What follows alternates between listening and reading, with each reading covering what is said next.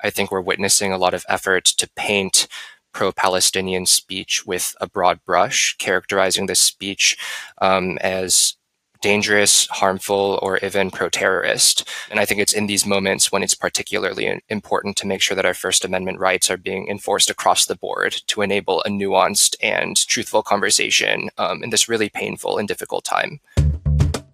From the ACLU, this is At Liberty.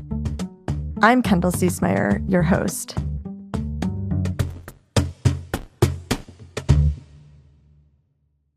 Free speech is one of the hallmarks of a functioning democracy, and one of our fundamental constitutional rights. At the ACLU, we see free speech most threatened at times of heightened dissent and protest, exactly when it's most important. Over the last few months, as the world continues to witness the crisis in Israel and Palestine, protest in support of Palestine is being silenced and censored on college campuses.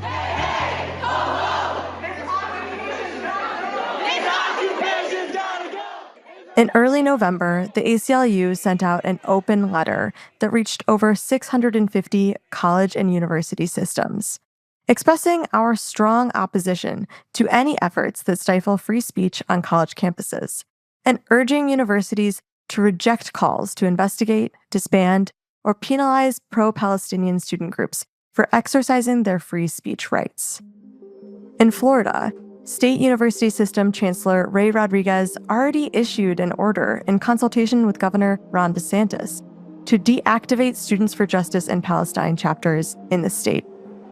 In response, we and our partners at the ACLU of Florida and Palestine Legal are suing the state and university system of Florida on behalf of the University of Florida's chapter of Students for Justice in Palestine to block the deactivation order from taking effect. Joining us to discuss this important lawsuit are Sheba Rather, the Nadine Strawson Fellow with the ACLU's National Security Project, and Tyler Takamoto, the William J. Brennan Fellow with the ACLU's Speech, Privacy, and Technology Project.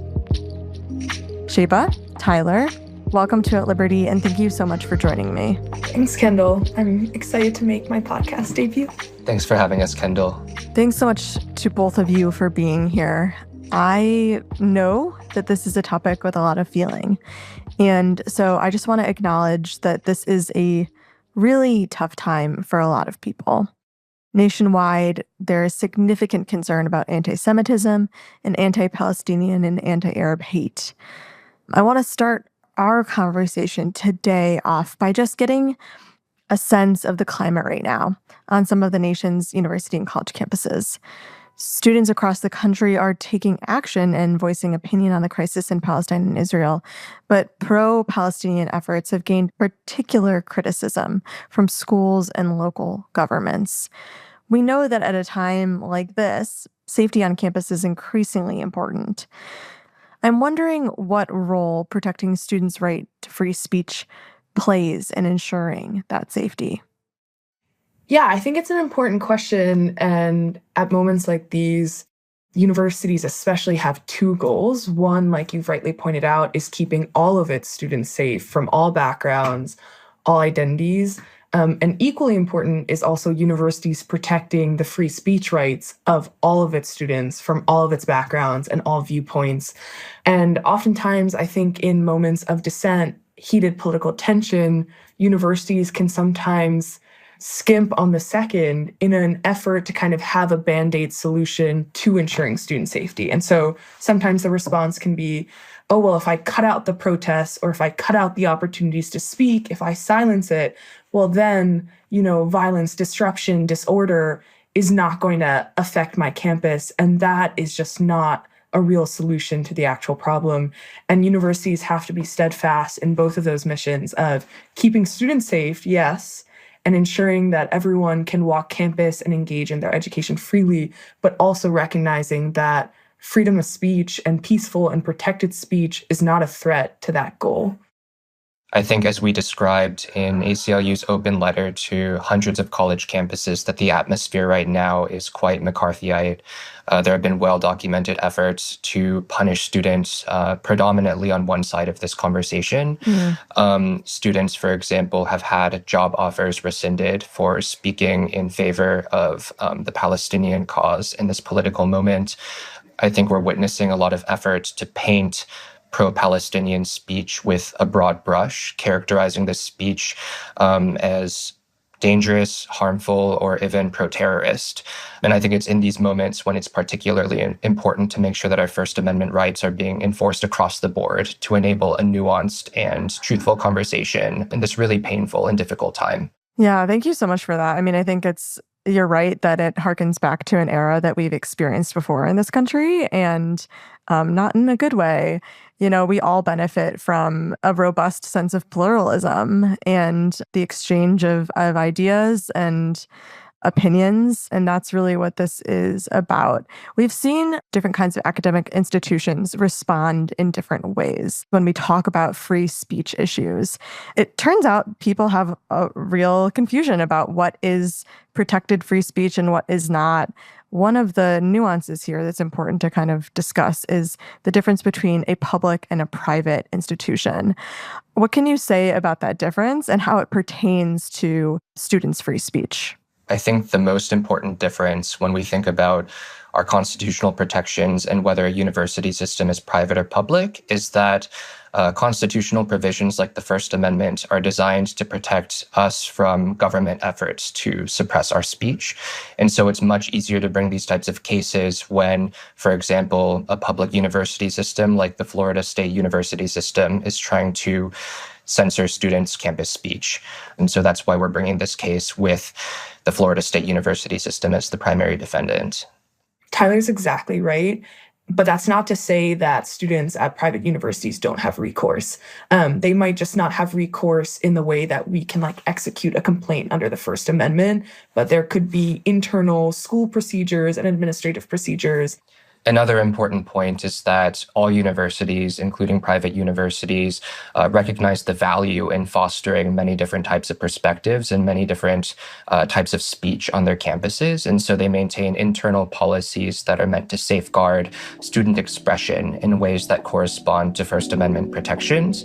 And so this is one of the reasons why in our open letter to colleges and universities, we directed a lot of our arguments towards private universities as well, because even if a private campus might have the ability to restrict this type of speech, we believe that it's consistent with our modern mission of education to enable these types of nuanced conversations to happen in an uncensored way.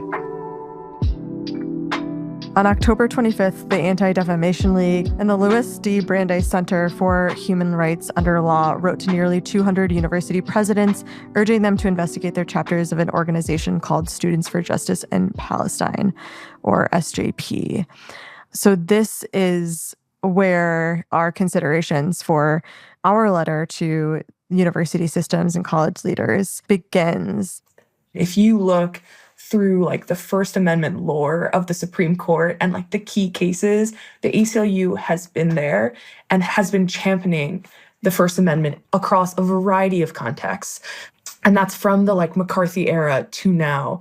And so I think when we saw the ADL letter go out, internally there was an understanding that once again, we are in heightened political tension, political moments, and ultimately there is no viewpoint exception to the First Amendment. And that also means there is no Palestine exception to the First Amendment. And I think that is a recognition that our organization holds true, that the First Amendment applies to all viewpoints. And tomorrow, 2 months from now, a year from now, there might be a different viewpoint, and it might be something completely separate from pro-Palestine speech. But I think you can trust that the ACLU will also step forward in that moment too, and step forward to advocate that on First Amendment grounds, regardless of the perspective. I think Sheba's response is right on point. So in recent weeks, I think we've seen a mounting humanitarian crisis in the Gaza Strip. And as sort of the forums of conversations on issues of international and national importance, college campuses have been at the forefront of students expressing, very complex ideas around these issues. As we spoke about, there is definitely a McCarthyite atmosphere on these campuses. For example, anecdotally, being a recent graduate from law school, seeing calls to investigate my peers, simply because they may have belonged to a student group, not even, for example, a Students for Justice in Palestine group, but to an affinity group who may have signed on to a letter expressing sympathy with the Palestinian cause. We've seen on campuses, buses going around, broadcasting people's names and faces and labeling them, the purveyors of terrorist or anti-Semitic speech merely because they may have belonged to a group that signed on to one of these sympathy letters. So in light of that, consistent, as Sheba said, with our historical role, the ACLU felt it very important to step in and urge caution and urge, these universities to think twice before potentially adding fuel to the flames of, vilifying one side of this conversation. Thank you for that context. I want to jump into actually talking about what the Anti-Defamation League and the Louis D. Brandeis Center letter was even referencing. They referenced the organization Students for Justice in Palestine, or SJP. We'll talk about the lawsuit that we're involved in, representing the University of Florida's chapter of Students for Justice in Palestine in a moment.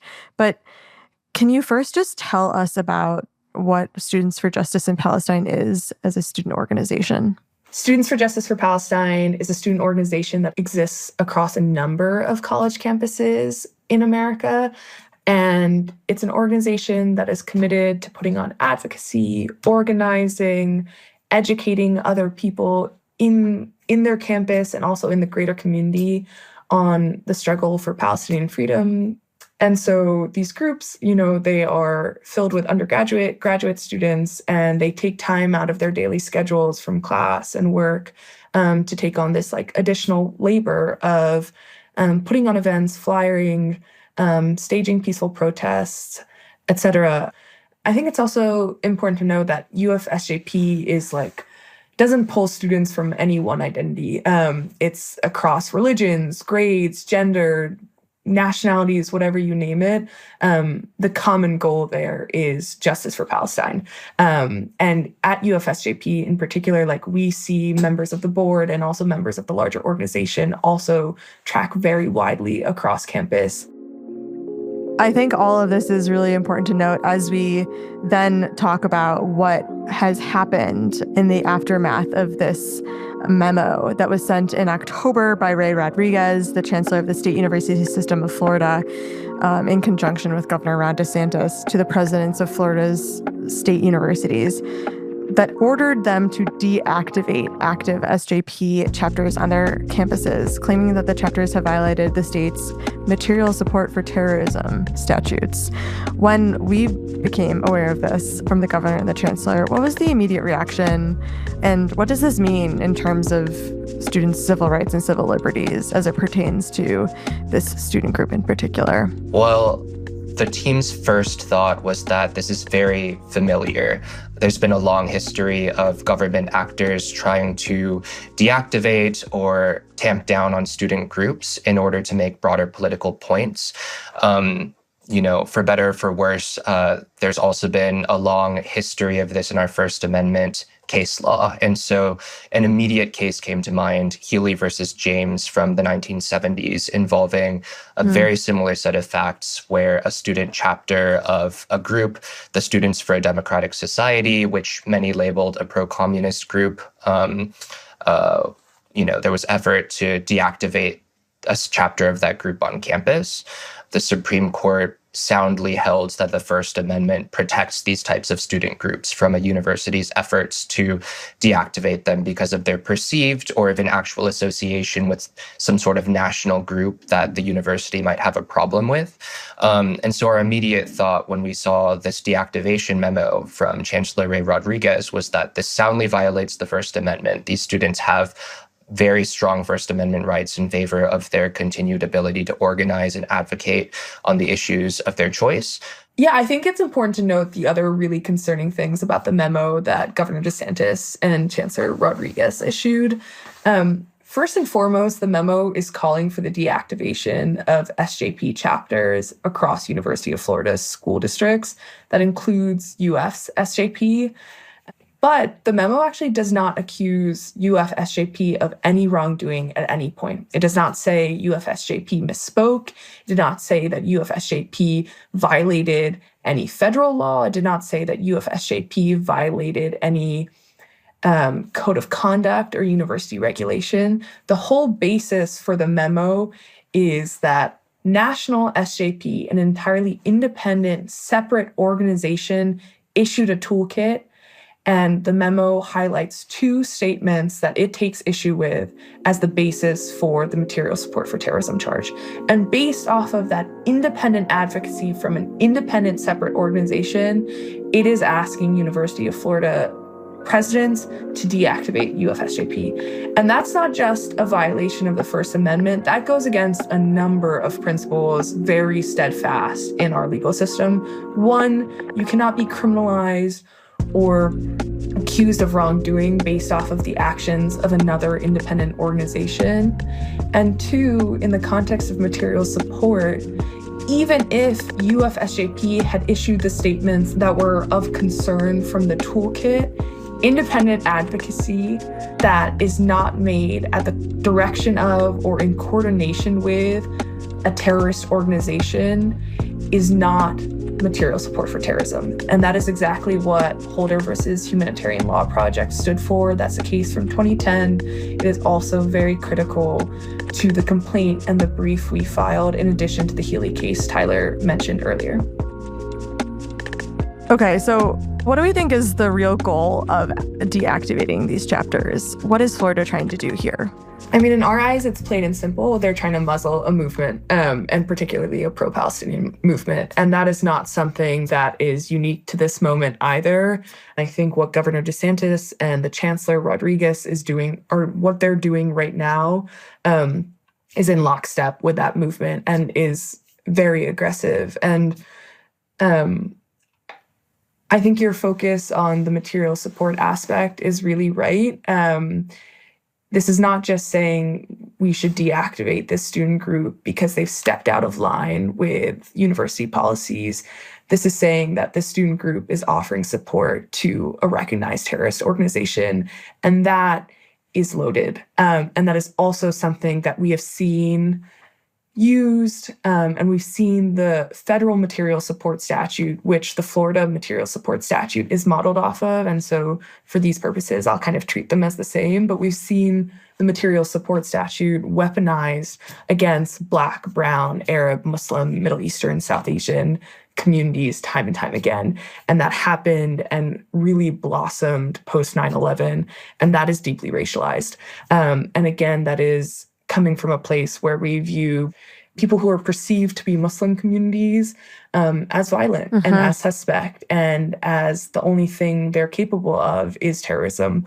And we're seeing this across the country. Like, we've seen it being weaponized against Chinese Americans and Russians. We've been seeing it weaponized against Cop City activists in Georgia, right? What they were first accused of was domestic terrorism.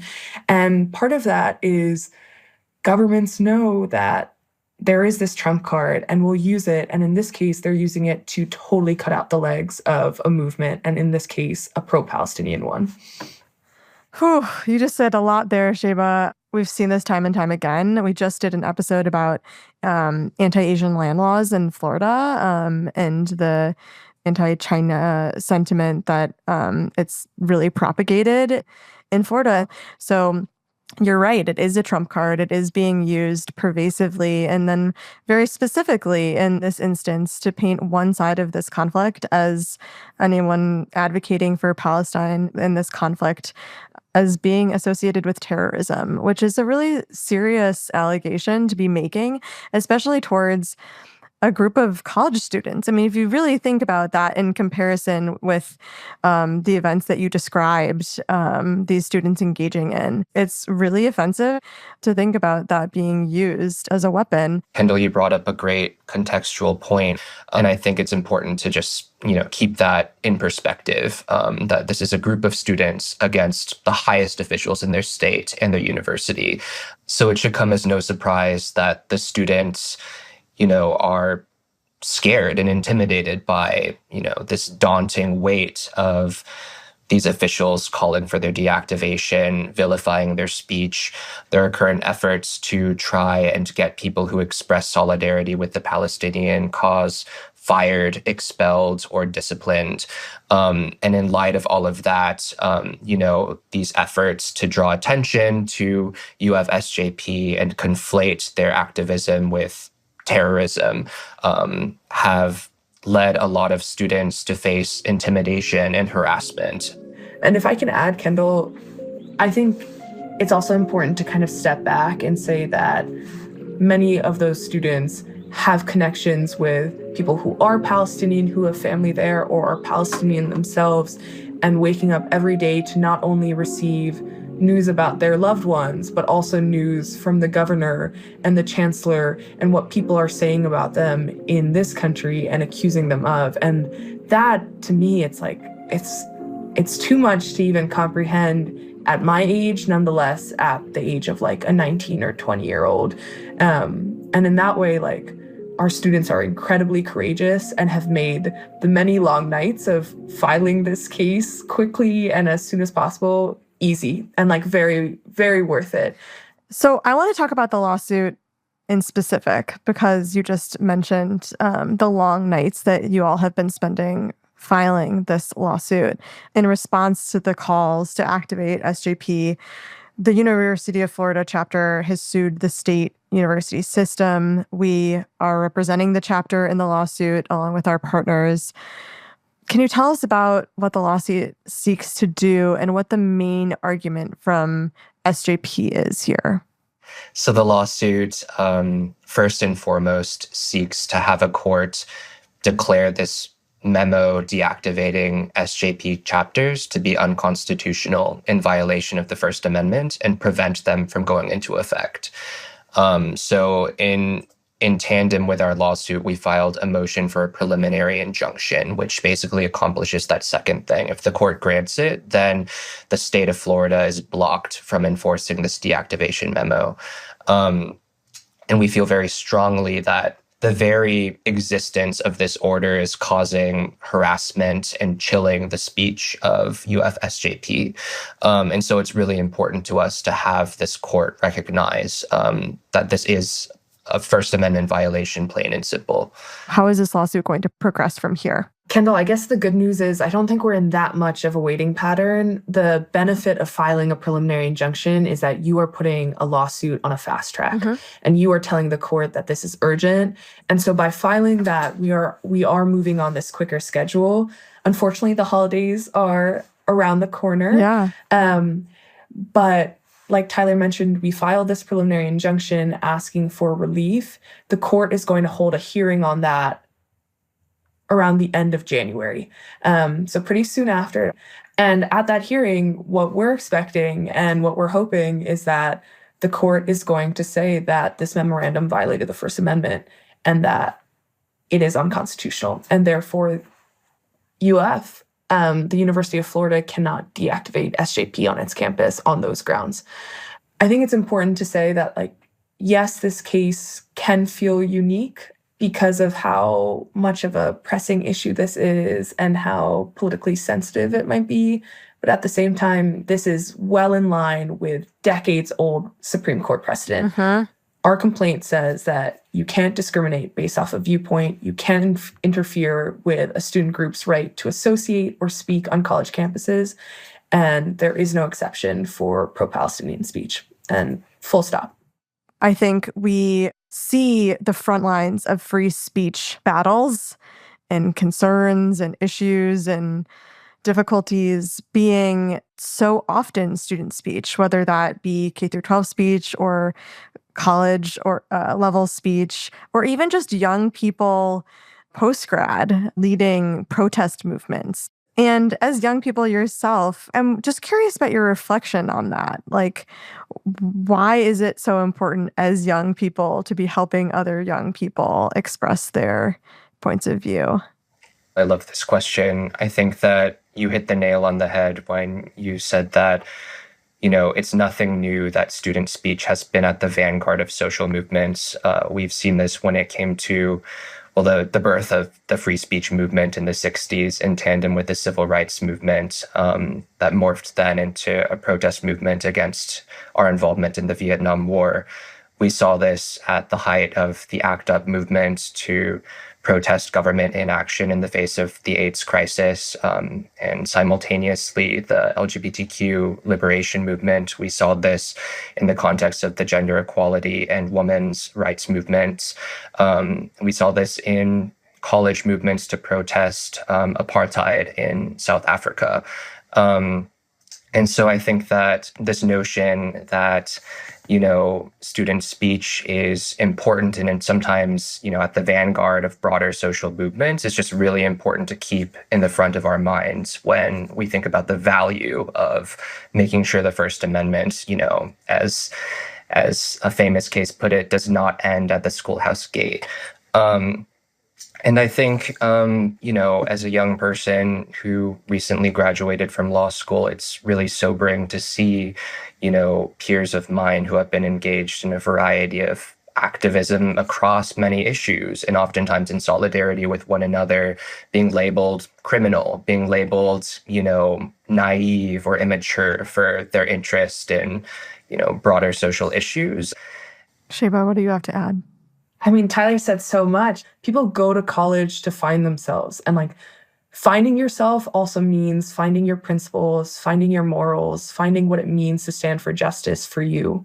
And if we can't foster a college community where people can speak freely on that, such that they can also build the foundation of the person they want to be 10 years from now, then we're putting the country on a stagnant path. And hope for progress is very much tied to the amount of speech we have on college campus and the amount of experimentation and protest and activism and discussion we're fostering there. And so to Tyler's point, it is scary to see it as a person who recently graduated, but it's also not foreign to me. I think both Tyler and I were very active participants in our respective undergrad and law school communities and have felt, maybe not on this issue, but different issues, the attempt to stifle those conversations. And it's important that students like us, students like our plaintiffs in the SJP case, continue to fight back. And we as the ACLU are happy to lend them that shield as well. Thank you both so much. I'm so glad that we have you on this case. Just as we wrap up here, we talked about this a little bit, but if we could give folks who are listening just a quick 1, 2, 3 things that they can look out for when they're engaging in protest movements, what can we tell them about what to look out for when thinking about free speech infringements? Broadly, it's important to keep in mind that the First Amendment protects us when government actors try and stifle our speech because of our viewpoint.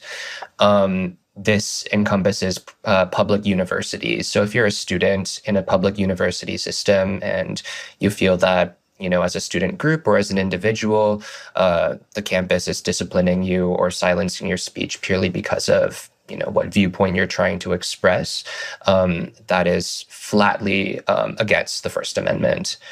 The First Amendment also protects your right to organize and demonstrate on behalf of causes that you believe in. And as the ACLU, we maintain a variety of Know Your Rights materials if you want to plan or coordinate an action alone or in collaboration with other groups. So we encourage you to explore those resources.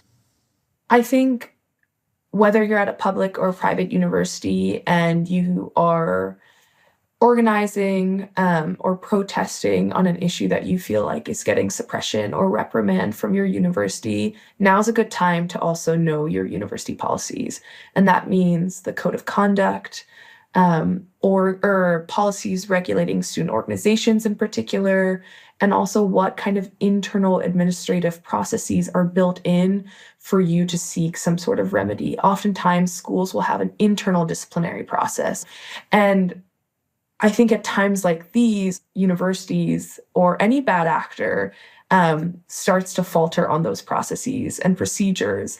I think also separately from that, especially right now, we are seeing coordinated efforts to silence students, both from the university, but also from third-party actors. And those are terrifying, whether that's doxing, whether that's posting your personal or public information online, whether that's kind of defaming you in different ways.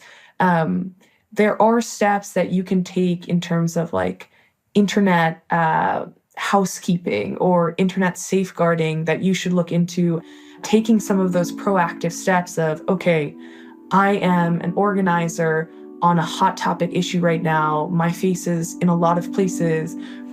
Maybe I should, take some things down from social media. Maybe I should make sure my address isn't in certain places online. If doxing is a concern, or physical threats or safety or online harassment are concerns, I would also recommend student activists look into that. Once again, regardless of whether you're a student at a public or a private institution, whether you're a student in K through 12 or at a university, I think one thing to just keep in mind is that you don't have less rights just because you're a student. Your voice matters and should be heard. We love students. Sheba, Tyler, thank you so much for joining me to discuss this really important filing and the issue at large, and what we can all do to better protect student speech and engage in it. I really appreciate your time. Thanks so much, Kendall. Thank you for having us. Thanks so much for listening. If you enjoyed this episode, please subscribe to At Liberty wherever you get your podcasts and rate and review the show. We really appreciate the feedback. Until next week, stay strong. At Liberty is a production of the ACLU, produced by me, Kendall Ciesmeyer, and Vanessa Handy. This episode was edited by Matt Boynton. Julian Silva Forbes is our intern.